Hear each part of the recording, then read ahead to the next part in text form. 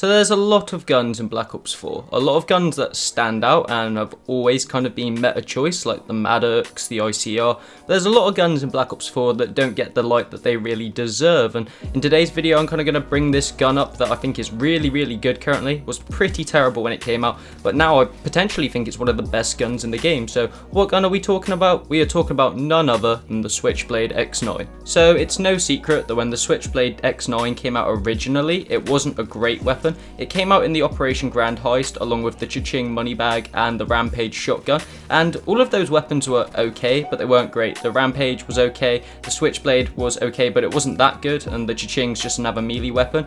But when they recently tuned the Switchblade X9 along with the Daemon and another weapon I talked about in one of my recent videos, they really did something to it, and now it's just so powerful as long as you have the right attachments on it. So let's get straight into what you should be running on this weapon. So obviously, to get the attachments that I would say you should be running on the Switchblade X9, you're going to have to use the weapon a little bit, and it's not a bad weapon. It does get outshone without any attachments by some other submachine guns like the Daemon, like the MX9, and definitely the Spitfire, but it's still usable and it's still pretty good. But once you have some attachments on the gun, you personally, in my preference, want to be running Rapid Fire 1 and Rapid Fire 2 because the gun shoots absurdly fast and can kill people in pretty much less than a second, and you want to be running hybrid mag so you can reload the gun stupidly fast. I mean, the gun probably reloads in less than a second with that one, and you also get some extra bullets using hybrid mag. Hybrid mag is one of the new attachments in Black Ops 4, and it is a really good attachment. It outshines fast mags and it outshines extended mags because it's both of them slapped together into one attachment. For your sight on the Switchblade X9, I recommend the ELO sight. The iron sights aren't that bad, but I personally don't like them. I could probably adjust to them if I used it a bit more, but I have this one spare slot on my creator class because I'm not going to use a secondary at all. I don't use a secondary on most of my classes in Black Ops 4, so I slapped the ELO on there, and it just makes aiming so much easier with the Switchblade. So for your gear on this class, guys, it kind of comes down to your personal preference. I can tell you what I run, and you can see I run ComSec device, but I know a lot of you will probably run Stim Shot because Stim Shot is great, but I don't use Stim Shot whatsoever in Black Ops 4. I've kind of accustomed to how long it takes to heal without Stim Shot, and so I use ComSec device so I can get my streaks a lot quicker and be bombing enemy players in the enemy team with freshers, strike teams, snipers nests, all sorts of stuff like that. But as said, it comes down to personal preference. I know a lot of you will turn to Stim Shot because, as I already said, it's a very good bit of equipment. It lets you get your health back faster, and it also lets you heal faster, but my personal preference is ComSec devices just so I can absolutely smash the enemy team with kill streaks all game long. So finally, down to the perk slots for this custom class for the Switchblade. Once again, guys, this kind of comes down to personal preference. You don't have to use the perks I use on my class, but this video we're obviously going to cover the perks I use on my class.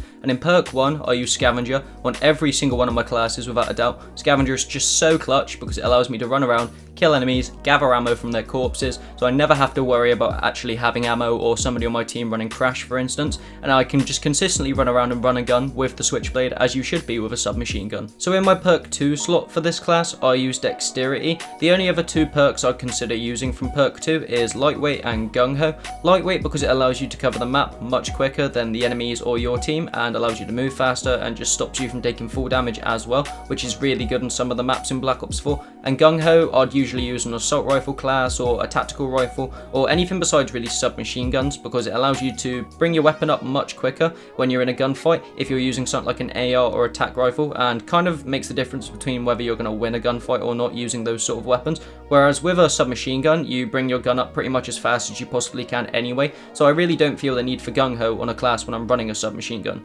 Dexterity allows you to mantle quicker, do a lot of things quicker in game, and can actually make the difference between you seeing someone or winning a gunfight or just a lot of things in general. And finally, in my perk 3 slot for this class and every single one of my classes in Black Ops 4, I use Dead Silence, just because Dead Silence completely nullifies the effect of the acoustic sensor, that annoying bit of gear that people use in game that gives you a directional sensor whenever somebody's around you and isn't using Dead Silence, and they can track you down via that and kill you off, and you'll pretty much have no idea that they're coming, but they know exactly where you are or what direction you're in. And also because it completely nullifies the sound of your footsteps, so people using good headsets to kind of track you down via the environment around them and hearing you coming and being ready for you don't have that advantage anymore, and you can sneak up on people without a doubt. The only other perk I'd consider using in perk 3 is Ghost, and that's just because Ghost takes you off the radar whenever a UAV is up and you're on the move, and that can also make the difference between living and dying and being caught in a gunfight. Once again guys, these are just my picks of the perks I use and the perks that I find work well with this class and the majority of my classes in Black Ops 4.